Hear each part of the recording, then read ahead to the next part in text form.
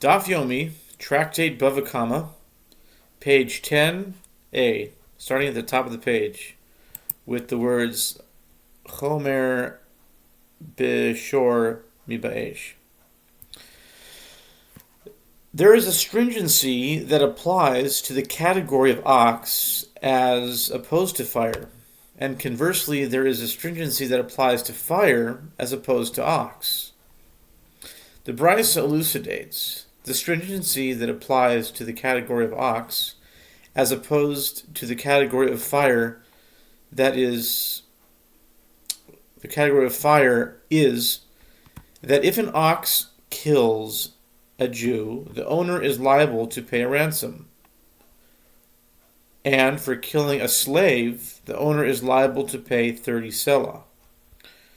Furthermore, in such a case, once the court hears the evidence and the verdict of the ox is complete, and the court rules that the ox must be killed, it is prohibited to derive any benefit from the ox. And if one transfers his ox to the care of a deaf-mute, an imbecile, or a minor, and it causes damage, he is liable. All of this is not so with regard to fire. And the stringency that applies to fire, as opposed to ox, is that the one responsible for the fire is considered forewarned from its inception, which is not so with regard to an ox. There is a stringency that applies to the category of fire as opposed to the category of pit, and conversely, there is a stringency that applies to pit as opposed to fire. The Brisa elucidates the stringency that applies to the category of pit as opposed to the category of fire is that its initial formation, for example, its digging, is done in a manner that can result in damage, and if one transfers it to the care of a deaf-mute, an imbecile, or a minor, and it causes damage, one is liable. This is not so with regard to fire.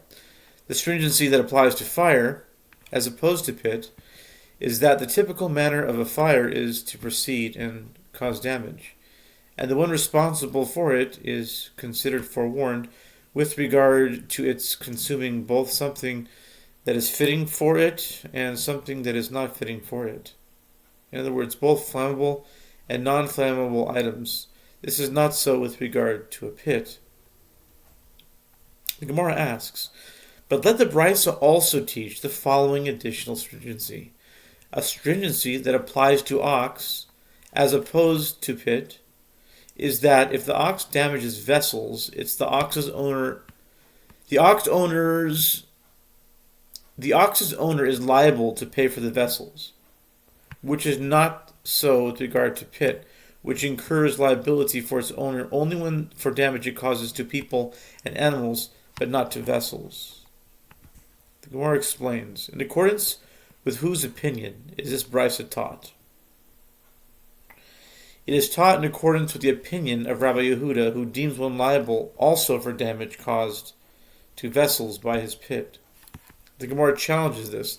If the Brisa is in accordance with Rabbi Yehuda, try to say and explain accordingly the latter clause, which states, the stringency that applies to fire as opposed to pit is that the typical manner of a fire is to proceed and cause damage, and the one responsible for it is considered forewarned with regard to its consuming both something that is fitting for it and something that is not fitting for it. This is not so with regard to a pit. The Gemara clarifies, something that is fitting for it, what are these? Pieces of wood. Something that is not fitting for it, what are these? Vessels. And yet the Brisa concludes, this is not so with regard to pit, which indicates that liability is not incurred for damage done to vessels by one's pit. The Gemara presents the difficulty. If the Brisa is in accordance with the opinion of Rabbi Yehuda, didn't you say that Rabbi Yehuda deems one liable for damage caused to vessels by his pit? Rather, actually, the Brisa is in accordance with the opinion of the rabbis. And the additional stringency mentioned is true, but was not mentioned because the Tana taught certain cases and omitted others. The Gemara asks, what else did he omit that makes it reasonable to assume that he omitted this? As a Tana would never omit just a single case. Perforce, there must be more. The Gemara explains he also omitted the case of damage done to a concealed item. Liability is incurred for damage done to a concealed item only when it was caused through a category of damage other than fire. If it is damaged by a fire that one lit, he is exempt. Gemara suggests another explanation of the Brisa. If you wish, say that actually the Brisa is in accordance with the opinion of Rabbi Yehuda, and explain that the item, something that is not fitting for it, in the Brisa does not serve to include vessels. With regard to vessels, there is no distinction between fire and pit.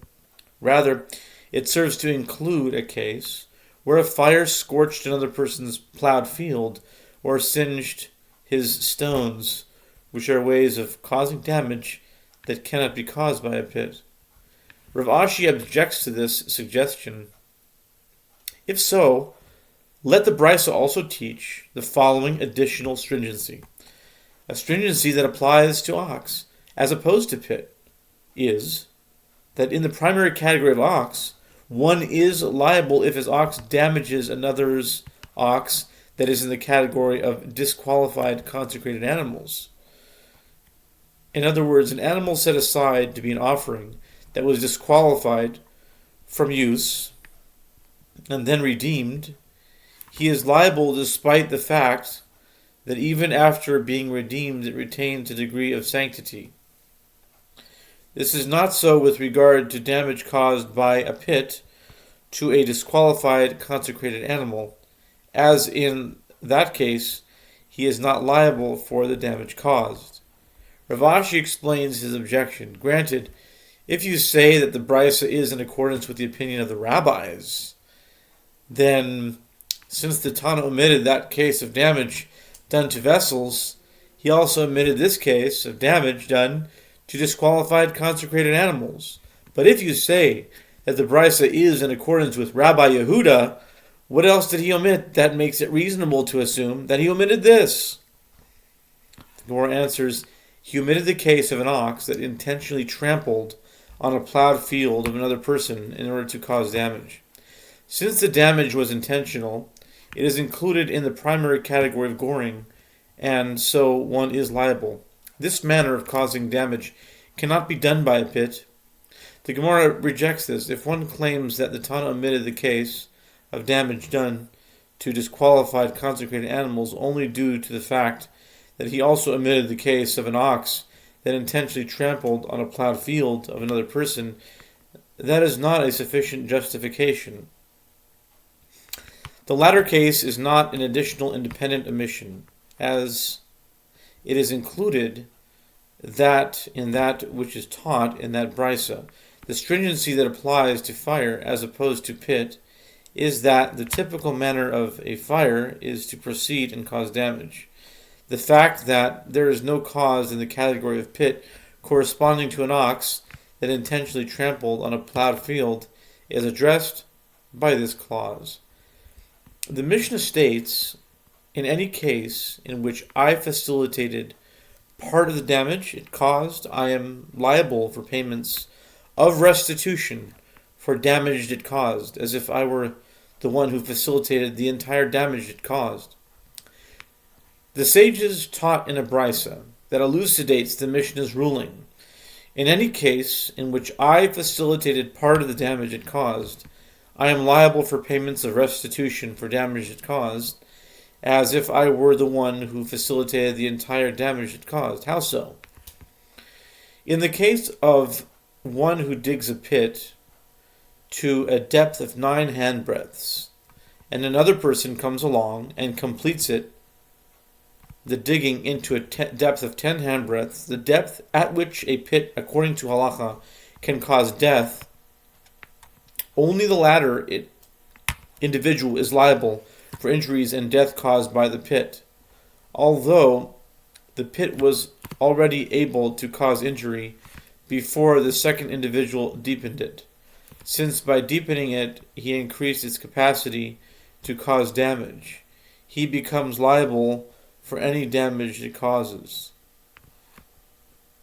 The Gemara suggests, and this is not in accordance with the opinion of Rabbi Yehuda Hanasi, as it is taught in a brisa, in the case of one who digs a pit to a depth of 9 handbreadths, and another person comes along and completes the digging to a depth of 10 handbreadths, only the latter individual is liable for both injuries and death caused by the pit. Rabbi Yehuda Hanasi says, with regard to death caused by the pit, the responsibility is ascribed to the latter individual. With regard to damage caused by the pit, the responsibility is ascribed to the two of them. Rav Papa said the brisa refers only to a digger's liability for death caused by a pit, and then the ruling of the brisa is unanimous. In other words, it is in accordance with the opinions of both the first Tana and Rabbi Yehuda Hanasi. There are those who say that the preceding discussion took a slightly different form. The Gemara asks, shall we say that the brisa is not in accordance with the opinion of Rabbi Yehuda Hanasi? Rav Papa answered and said, the brisa refers only to a digger's liability for death caused by a pit, and then the ruling of the brisa is unanimous. Rabbi Zera objects to the explanation of the brisa, that the Mishnah is referring only to one specific case. But are there no more cases?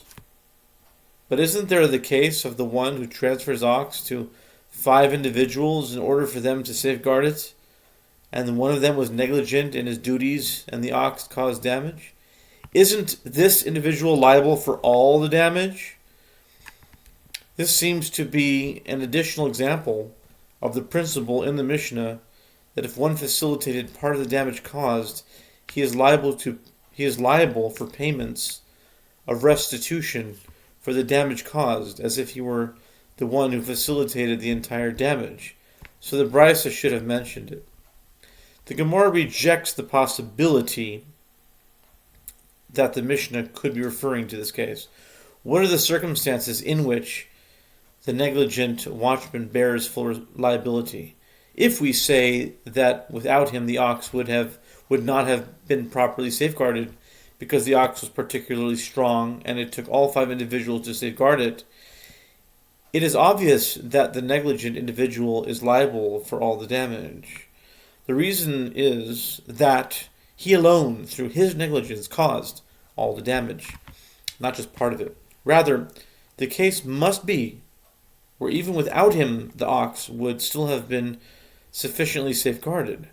The Gemara asks, but if that is the case, what did he do by not safeguarding it? It was still safeguarded without him. So he should not be liable for even part of the damage. It is apparent, then, that the Mishnah is not referring to this case. Rav Sheshes objects to the explanation of the brisa that the Mishnah is referring only to one specific case. But isn't there also the case of a fire that was left unattended by its owner and someone else augmented the fire by adding a bundle of wood to it, thereby increasing the capacity of the fire to cause damage to another's field? Even though he only increased the fire's capacity to damage, he is liable for any damage it causes. Seemingly, this is an additional example of the Mishnah's principle that if one facilitated part of the damage caused, he is liable for payments of restitution for the damage caused, as if he were one who facilitated the entire damage. So the brisa should have mentioned it. The Gemara rejects the suggestion. What are the circumstances?